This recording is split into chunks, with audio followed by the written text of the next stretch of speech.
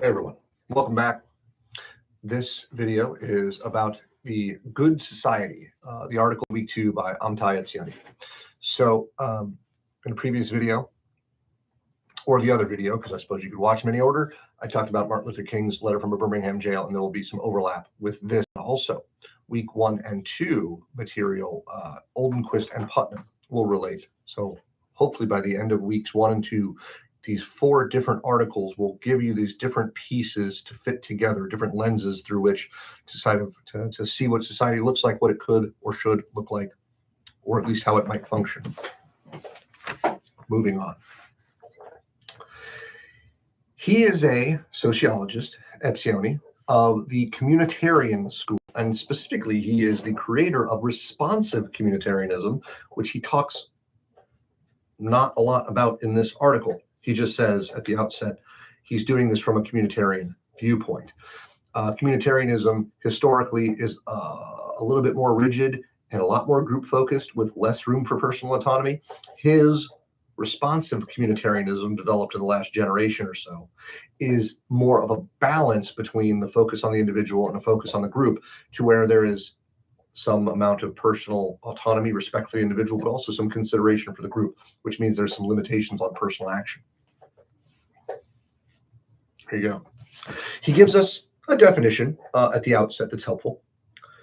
A key concept that he draws upon is the characterization of a good society and the term community. He defines it as follows. Community is a combination of 2 elements, a web of affect-laden relationships among groups of individuals. So groups of people with these connecting relationships. Relationships that often crisscross and reinforce rather than being a one-to-one chain-like relationship. Think of a spider web, or even like a 3D spider web, or a 360, where it's like filling all the corners of a cube. It's not just a flat thing. And B, a measure of commitment to a shared set of values, norms, and meanings, and shared history and identity, in short, a particular culture. And I would also reference you back to membership in a moral community, or a coherent moral order culture. So in this article, he says that communities exist necessarily. It's a function of our human psychology and behavior. It's in our nature. We are social creatures. And I think, for the sake of argument, this will come up later, I think we're social creatures primarily, and the libertarian in me would much rather us be primarily individuals, but I think that's just factually not the case. We are born into communities, we are socialized into families, and then during adolescence, we carve out an identity for ourselves separate from our pre-existing group identity within the family, the community. And so I'll give you a quick little anecdote. I was young. There was a bowling alley in Omaha called the Ranch Bowl, and my buddies and I used to go there and bowl on occasion and watch live music. And so one time we were there, and I don't have a better term for this. I call them a gaggle of goths, but there might be other terms for what you have for a collection of goth kids. And they all were indistinguishable, with the hair and the makeup and the chains and the patent fake leather and the fishnet and the giant boots and the buckles everywhere. And I laughed about it at the time, but it was actually kind of telling. Because one of the things, right, when I was young, goth was like this thing that you did to stand out in society and be edgy. And of course now it's a little passe. But the point was, these kids had all grown up in probably pretty standard families, socialized into their families, some minor variations.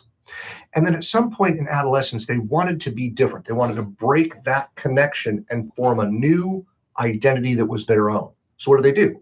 What did we all do, right? We all went and found friends that we were fiercely loyal to. It was like a new little family that we formed together of choice.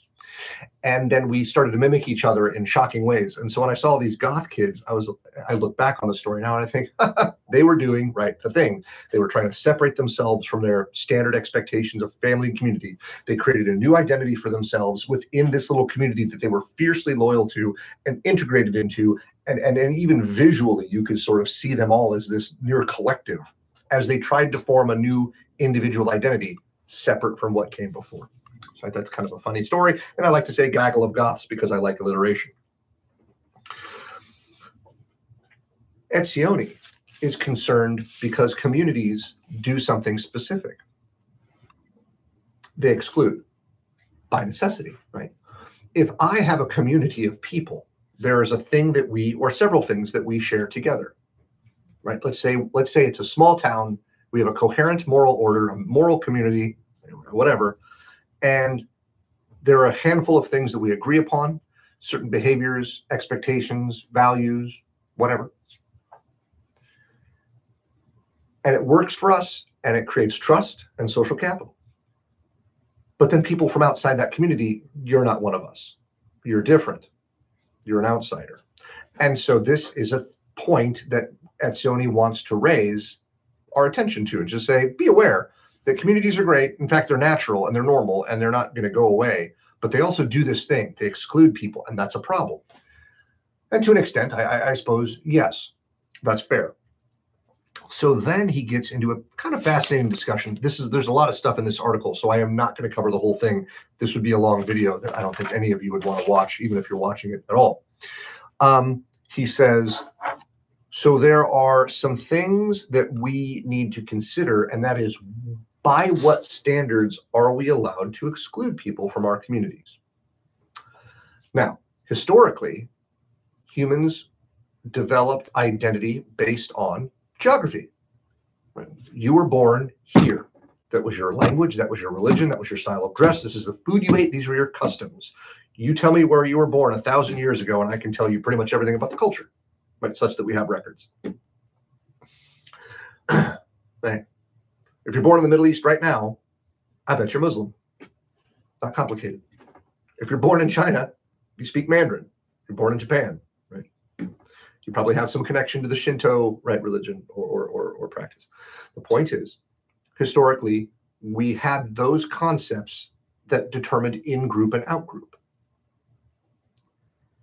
In the modern era, in the diverse society that we live in, with our changing social values, certainly when it comes to sexual orientation or sex or race or whatever ethnicity, it is not necessarily appropriate to use some of those identifying features, what he calls ascribed status, what I would also call immutable characteristics, things about yourself you can't control.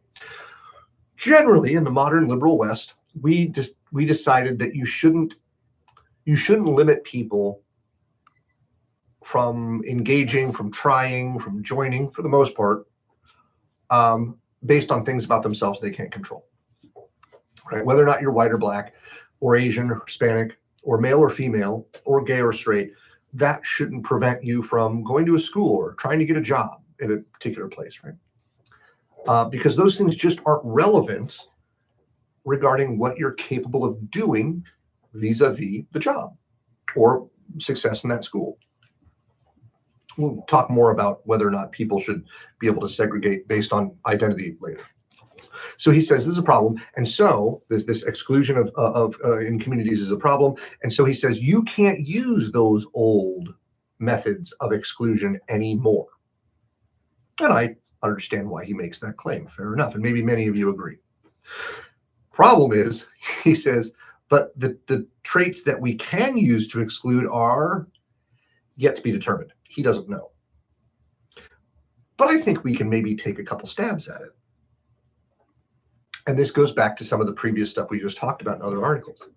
If we have a membership in a moral community, if we have a coherent moral order, the term moral is the guiding concept here, and not moral necessarily in the sense of one religious philosophy or ideology or another, though that may be the case.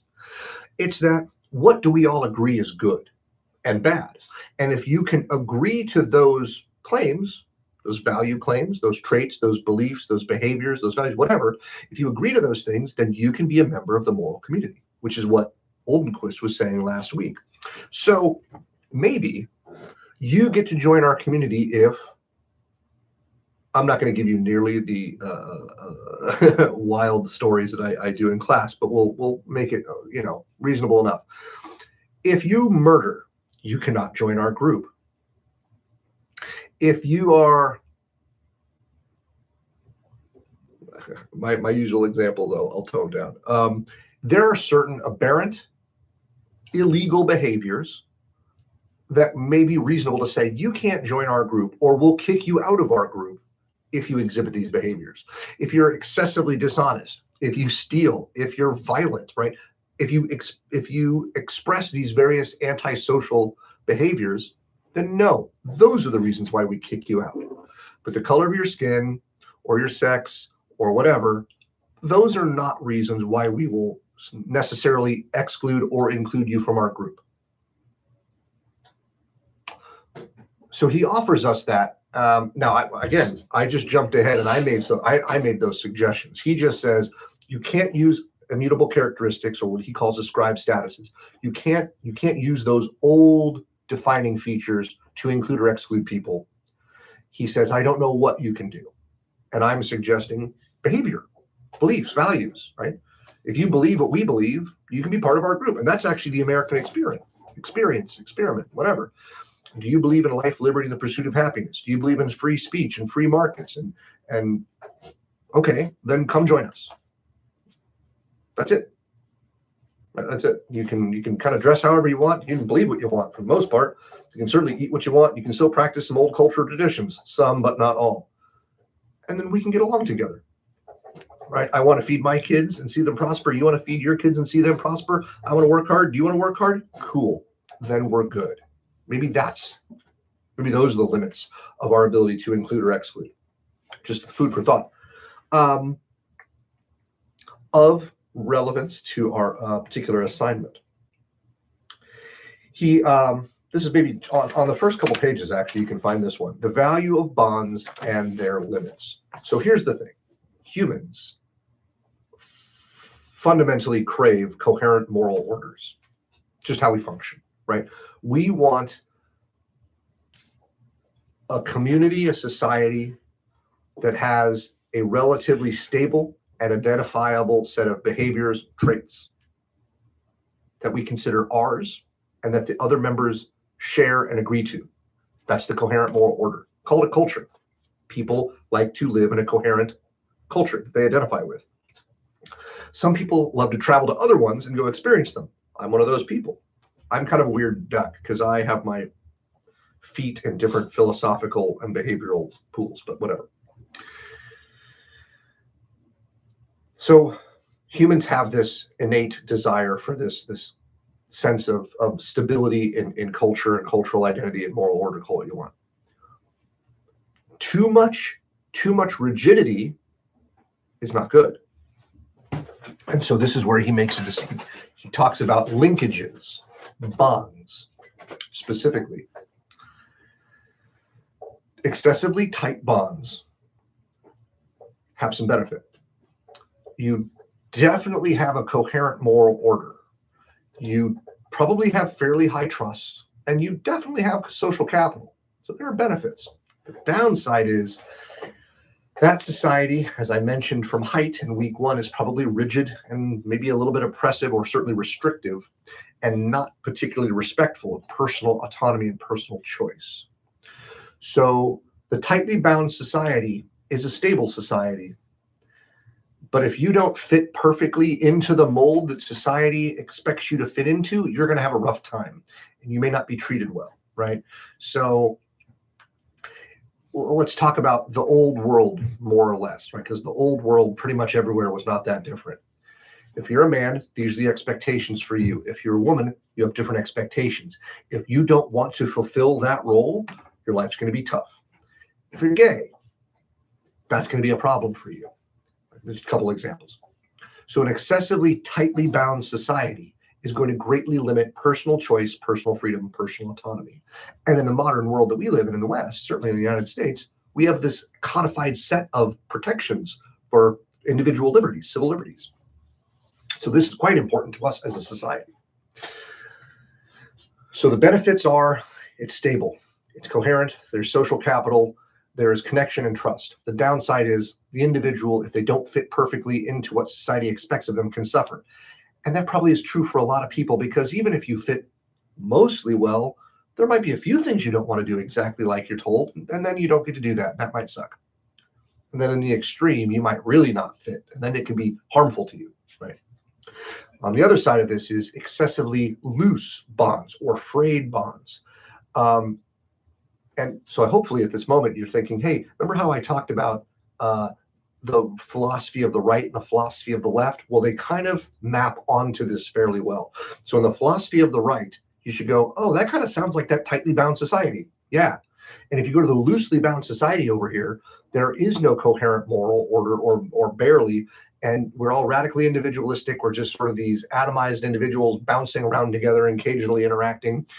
There's not much holding us together. There are no set of codified or agreed upon rules or philosophies or behaviors or expectations. There's not much of a culture. There's not much of a stable society. There's very low trust. It's very hard to develop social capital. Those are bad things. The benefits are maximum personal freedom. You can do whatever you want, like almost entirely. You want to create your own moral framework and set your own standards and for everything? Yeah, you can do that because no one else is going to bother to stop you. And there's nothing connecting you to society to where people are going to say, no, you shouldn't, and will create consequences for acting in an aberrant manner. So excessively tight bonds have some benefits, but some substantial drawbacks when it comes to free choice of the individual. And excessively frayed bonds have some benefits to the individual and their freedom, but there is a huge deficit when it comes to connective tissue in a society holding us together. So Etzioni wants us to find a middle ground, which is usually a reasonable thing to do. Try to keep the benefits of a society that's bound together, authority, loyalty, purity, chastity, but also try to keep the benefits of personal autonomy and personal choice and respect for individual difference. And so we're finding a balance where we keep the benefits of both and we eschew the downsides. But the devil's in the details. In this hypothetical shift from our current society, which is exceedingly radically individualistic, though I see the underpinnings of a shift, and that can manifest probably in the youth attendance or youth joining of religion in the modern era, more so certainly than in my generation. So there does seem to be something of a youth religious revival in the United States. Early stages, we'll see where that goes. So we have benefits and drawbacks, come to the middle to keep the benefits and get rid of the drawbacks. But in doing so, what does the individual give up? Because this is us on a spectrum. We're way over here, right? Japan is maybe somewhere over here, and the middle is wherever it's at, right? So we're definitely on the individualistic, loosely bound society side. You might say Japan or some other very conservative cultures are over here with strong nationalism and strong homogeneity, right? Pretty rigid, not a lot of freedom for individuals to choose their own path, strong expectations, that kind of thing. So we would have to shift towards the middle, and us shifting towards the middle as the United States would mean that individuals are giving up some personal freedoms, and this is no small concern. What kind of personal choice would we lose out on? What kind of things would the individual lose out on for the benefit of the group? Serious question. In a class, I like to have students throw out literally anything, and it gets kind of crazy, but it kind of still is like, yeah, that's the conversation. For example, would it be better?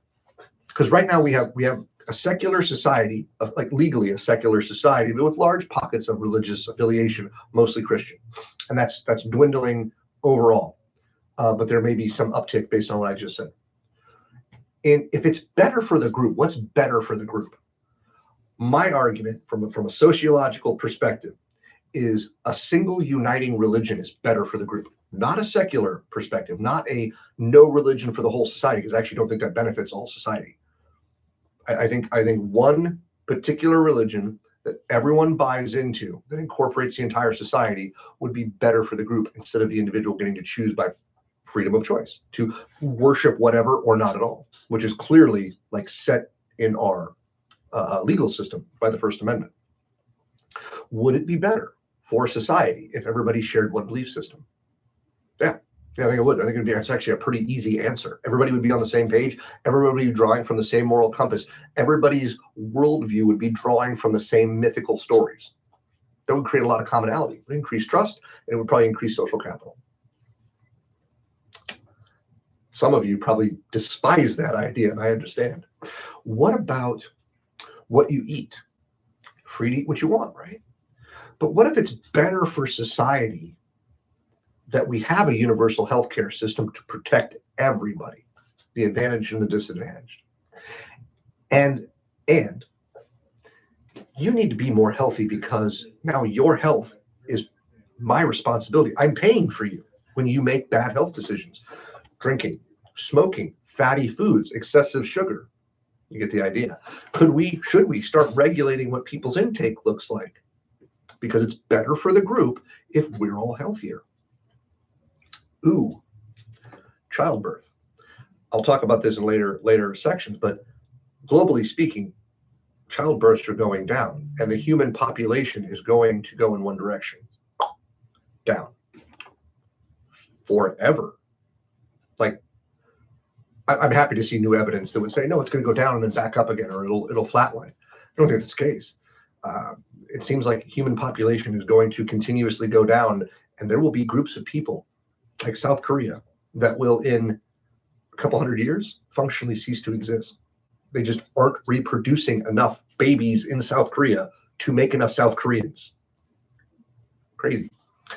Okay, so do we say we need to, do we go Handmaid's Tale, right?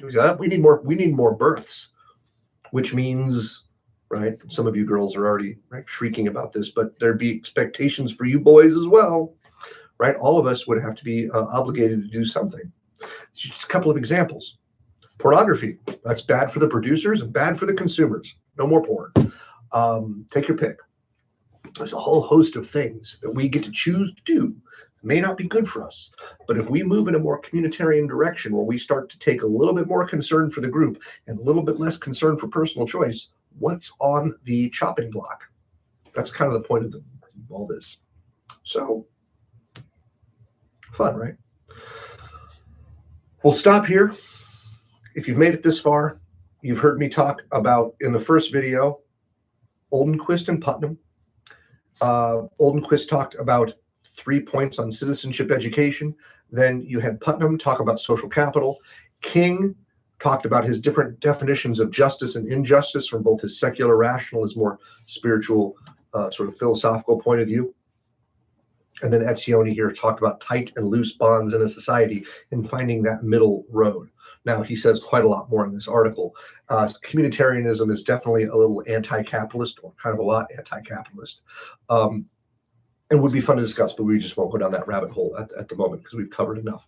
Next week, we're going to talk about the Declaration of Independence and what the second paragraph means. What were they saying? What was the philosophy and the ideas behind this short series of statements? Then in 5 and 6, we're going to talk about, 4 and 5, we're going to talk about the Declaration of, the Constitution in week 4, and then the amendments 11 through 27 and the Bill of Rights, the first 10 amendments, in week 5. And I will make videos more or less covering those as well.